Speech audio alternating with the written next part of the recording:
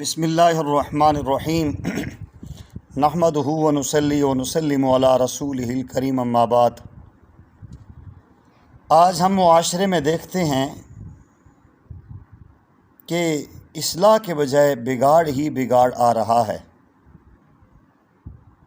جتنی کوشش کی جاتی ہے کہ معاشرے کی اصلاح ہو، لیکن معاشرہ بگڑتے ہی چلا جا رہا ہے۔ غور کر کے دیکھیں تو آپ اس بات پہ اس نتیجے پر پہنچیں گے کہ ایک ہی بات کئی طریقوں سے کہی جا سکتی ہے، کوئی نہ مانے، بضد ہو تو اور بات ہے، وگرنہ حقیقت یہ ہے دنیا میں جتنے بھی فساد پائے جاتے ہیں سب کا سب انداز بیان کی نوعیت کا پیدا کرتا ہے۔ ایک ہی بات شائستہ انداز سے بیان کی جائے تو خوشگوار اثر چھوڑتی ہے، اور اگر اسی بات کو بے ڈھنگے انداز سے کہا جائے تو دیکھتے ہی دیکھتے معاملات ہاتھا پائی اور مار کٹائی تک پہنچ جاتے ہیں۔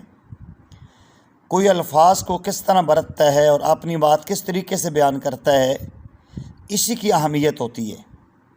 اگر سوچے سمجھے بغیر بولنا جاری رکھا جائے تو اچھی خاصی بات بھی برے سے اور ناپسندیدہ نتائج پیدا کر کے دم لیتی ہے۔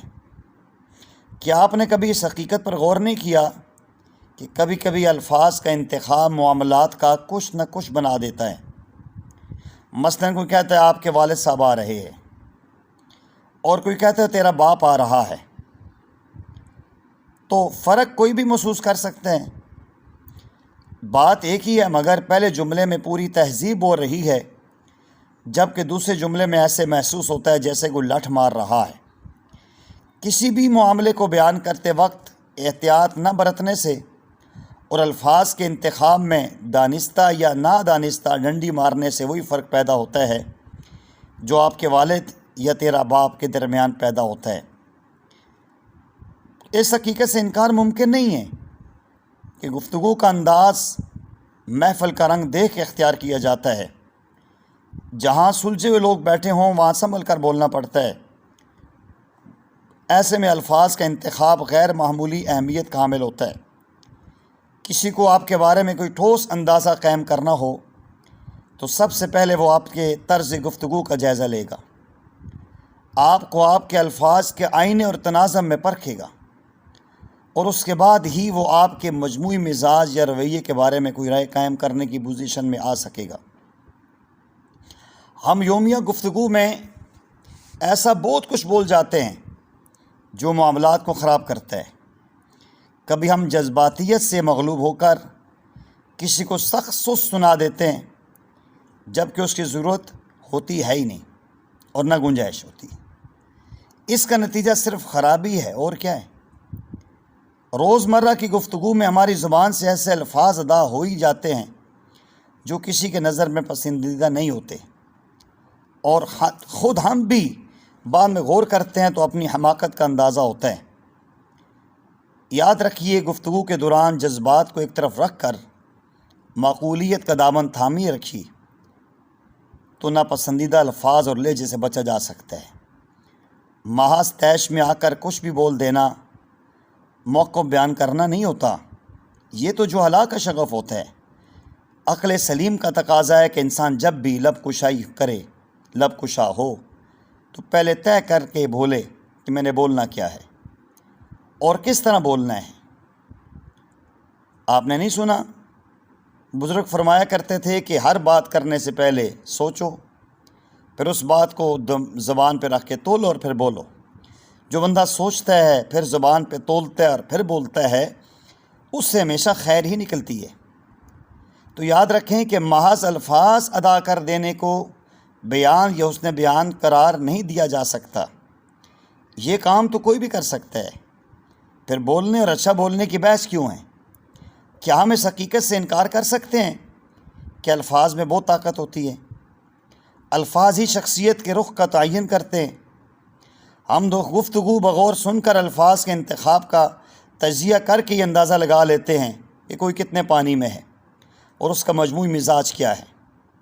ہم جو کچھ سوچتے اور کہتے ہیں وہ سب کا سب نیا نہیں ہوتا، بہت سے پرانے خیالات کو نئے انداز میں پیش کر کے لوگ تاج سمیٹتے ہیں۔ تو یاد رکھیے، دنیا میں جو کچھ بھی دکھائی دیتا ہے وہ صرف بیان کا فرق ہے۔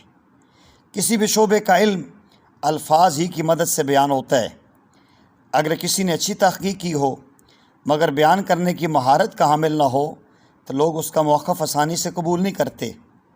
بہتر تو یہ ہے کہ وہ خود اپنی بات ڈھنگ سے بیان کرے، اور اگر ایسا ممکن نہ ہو تو کسی کی خدمت حاصل کرے، اپنی بات اسے سمجھائے، وہ اس بات کو ڈھنگ سے بیان کرے تاکہ پڑھنے والوں کو تحقیق کا اندازہ ہو، اس سے جو موقف ہے اسے واقفیت ہو۔ کسی بھی طالب علم کی ساری محنت اور مہارت اور رجحان کا اندازہ ممتحن یعنی امتحانی کاپی چیک کرنے والے کو کس طور پر ہو سکتا ہے؟ جو کچھ لکھا گیا ہے نا، اسی کا جائزہ لینے سے وہ دیکھ لیتا ہے۔ تو کسی بھی طالب علم کو جتنے بھی مارکس ملتے ہیں، نمبر ملتے ہیں، امتحانی کاپی میں درج مواد کی بنیاد پہ ملتے ہیں۔ اگر مواد ڈھنگ سے پیش کیا گیا ہو تو زیادہ نمبر ملتے ہیں۔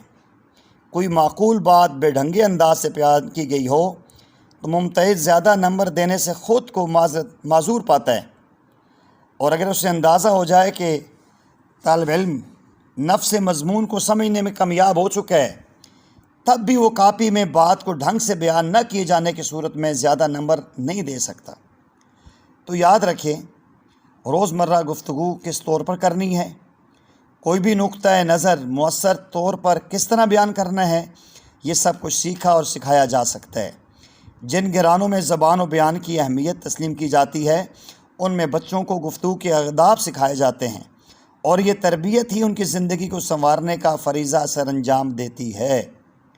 اس لیے ضرورت اس بات کی ہے، میں اور آپ اگر چاہتے ہیں کہ ہمارے معاشرے کی اصلاح ہو، اس کے اندر فساد کم ہو، ہم کوشش کریں کہ اپنے اندر عمدہ اور بہترین الفاظ کا چناؤ کر کے گفتگو کریں، عمدہ اور بہترین الفاظ میں بچوں کو بلائیں۔ طرز گفتگو عمدہ ہوگا، الفاظ کا چناؤ بہتر ہوگا تو انشاءاللہ ہماری محبت پھیلے گی اور ہمارا پیغام محبت ہوگا، اور دنیا ہماری بات کو سنے گی اور ہمارا معاشرہ سدھرے گا۔